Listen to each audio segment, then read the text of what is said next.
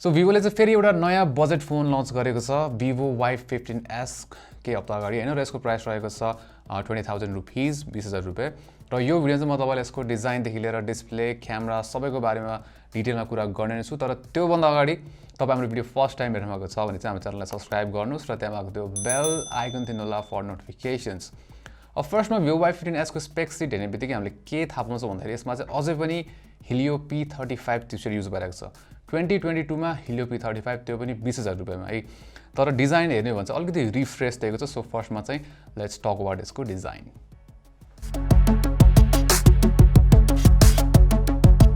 अब यो फोन अगाडिबाट चाहिँ यसको डिजाइन के पनि स्पेशल छैन, वाटर ड्रप नच्ने छ प्लस साइड बेजल्स र जुन चेन छ त्यो पनि थिक नै छ, एभरेज छ भनौँ हैन। त्यसैगरी अब यसमा चाहिँ के छ भन्दाखेरि यो अरु फोन्स बजेट फोन्सहरु भन्दा चाहिँ अलि लाइट वेट फिल हुन्छ, त्यसैगरी ग्रिप पनि राम्रो छ है। सो अनि होल्ड गर्नलाई समात्न पनि सजिलै छ। त्यसैगरी अब यसको जुन यो साइड फ्रेम त्यसैगरी ब्याक प्यानल छ त्यो चाहिँ प्लास्टिकले नै बनेको छ प्लस ब्याक प्यानलमा चाहिँ यस्तो यो पिन स्ट्राइप प्याटर्न दिएको छ जसले गर्दाखेरि चाहिँ अलि जस एक्स्ट्रा देखिन्छ भनौँ न। त्यसैगरी त्यति फोरहरु पनि देखिँदैन। सो त्यो चाहिँ मलाई राम्रो लाग्यो। त्यसैगरी जुन यसको यो क्यामेरा मोडुल छ त्यो चाहिँ 1+9 अथवा जुन Realme GT Neo 2 छ त्यसबाट इन्स्पायर्ड देखिन्छ है। So that's good as well, like अलिकति लाइक बजेट सेक्सनमा अलिकति रिफ्रेश जस्तो पनि भयो यो। अब यसको बटन्सहरुको कुरा गर्ने हो भने चाहिँ यो साइडमा बटन्सहरु सबै दिएको छ, भोल्युम र पावर बटनमै फिंगरप्रिन्ट पनि एम्बेडेड छ र फिंगरप्रिन्टकै कुरा गर्दाखेरि मजाले चल्छ, फास्ट एन्ड रिलायबल, केही पनि प्रब्लम दिएको छैन। अब अरु कुराहरु गर्ने हो भने चाहिँ बटम सेक्सनमा हेडफोन ज्याक त्यसैगरी माइक त्यसपछि माइक्रो USB अनि बटम फायरिङ स्पिकर दिएको छ। So 20,000 रुपैयाँमा USB type C include गर्दै भए चाहिँ धेरै नै राम्रो हुन्थ्यो, किन भन्दाखेरि आजकल यो बजेटमा धेरै जस्तो फोन्सहरुमा USB टाइप C नै पाउँछौं। त्यसैगरी अर्को साइडमा चाहिँ एउटा हाइब्रिड स्लट दिएको छ। Vivoले चाहिँ यसमा 6.51 इन्चको IPS LCD HD plus panel मात्र दिएको छ है। अब यो प्राइसमा हामीले फुल HD प्यानल मजाले पाउन सक्छौं है। तर अब HD प्लस प्यानल मात्र भए पनि डे टु डे युजेसमा खासै फरक पर्दैन हैन। तर तपाईले अब अलिकति हाई रेज भिडियोहरु हुन्छ नि युट्युबमा 1080p अथवा त्यस्तै हेर्दाखेरि चाहिँ अलिकति शार्पनेस चाहिँ नपुगेको जस्तो लाग्छ। त्यसैगरी अब यसको जुन कलर भनौं न, जुन कलर छ हैन त्यो चाहिँ राम्रै छ, ठिकठाकै छ। तर रेड टिन्ट अलिकति शिफ्ट भएको जस्तो चाहिँ याद हुन्छ, तर खासै फरक चाहिँ पर्दैन। त्यसैगरी भिङ एंगल्स ठिकठाक छ हैन, मजाले त्यस्तो इस्यु केही पनि छैन। प्लस सनलाइटमा हामीले हुन्छ नि ब्राइटनेस पनि मोर देन इनफ नै छ, तपाईले बाहिर चलाउँदाखेरि पनि खासै त्यस्तो फरक चाहिँ पर्दैन। अब यो फोनलाई पावर गर्छ MediaTek को Helio P35 चिपसेटले र 2022 मा पनि Helio P35 त्यो पनि 20,000 को लागि हैन। सो यो भनेको चाहिँ अब लाइक नराम्रो हो के, यो बजेटमा चाहिँ नराम्रो हो।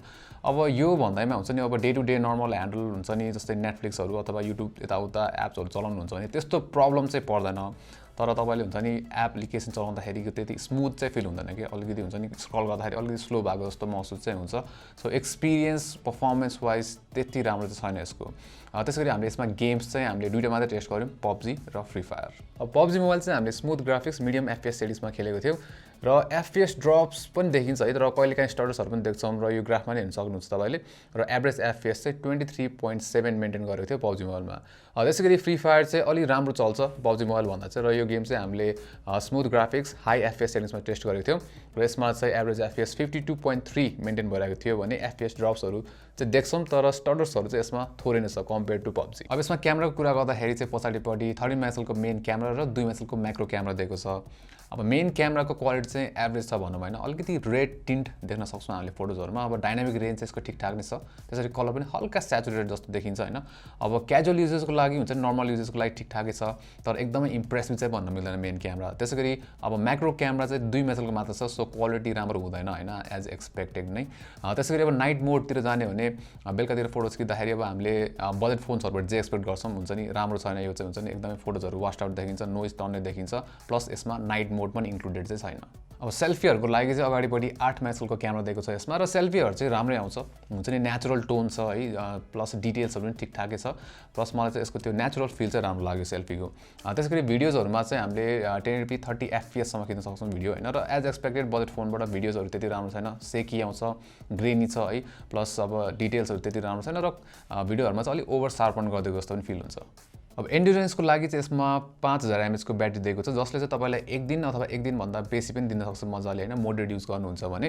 तर यसमा चार्जिङ चाहिँ जम्मा 10 वाटको दिएको छ यार कम अन 2022 मा त्यो पनि 20000 तिरेर 10 वाट चार्जिङ मात्र आउँछ जसले चाहिँ तपाईलाई फुल चार्ज हुन 0 to 100% जान चाहिँ 3 घण्टा लाग्छ सो त्यो चाहिँ यसको नराम्रो पार्ट भयो त्यसैगरी स्पिकर चाहिँ यसमा अब एउटा बटम फायरिङ सिंगल स्पिकर मात्र हो र एज एक्सपेक्टेड बजेट फोन्सहरुबाट स्पिकर त्यति राम्रो छैन हलो फिल हुन्छ खाली हुन्छ नि लाइक त्यो लाउडनेस त छ तर हुन्छ नि त्यति क्ल्यारिटी छैन प्लस बेस पनि छैन सो स्पिकर चाहिँ यसको एभरेज मात्र छ अब सफ्टवेयरतिर जाँदाखेरि चाहिँ यसमा एन्ड्रोइड 11 हो र गो भेरिएन्ट जस्तो लाग्छ हैन हेर्दाखेरि किनभने गो एप्सहरु दिएको छ प्लस यसमा चाहिँ फन टच ओएस पनि हालिदिएको छ के सो हुन्छ नि एन्ड्रोइड 11 गो भन्दा नि फन टच ओएसमा चाहिँ धेरै एम्फेसिस दिएको छ अब यसमा कम्प्लेन त खासै केही पनि छैन किनभने अब भिभोले थर्ड पार्टी एप्सहरु केही पनि इन्स्टल गरेको छैन त्यही गो एप्सहरु र भिभोको दुईटा तीनटा एप्सहरु राखिदिएको छ तर यसमा के चाहिँ राम्रो छैन भन्दाखेरि अप्टिमाइजेसन त्यति राम्रो छैन हुन्छ नि हामीले स्क्रल गर्दाखेरि अलिकति त्यो फिल हुन्छ कि लाइक सफ्टवेयरमा अप्टिमाइजेसन राम्रो छैन भने स्क्रल गर्दाखेरि अलिक स्लो भएको अर्केको जस्तो फिल हुन्छ है सो सफ्टवेयर अप्टिमाइजेसन चाहिँ त्यति राम्रो छैन यसको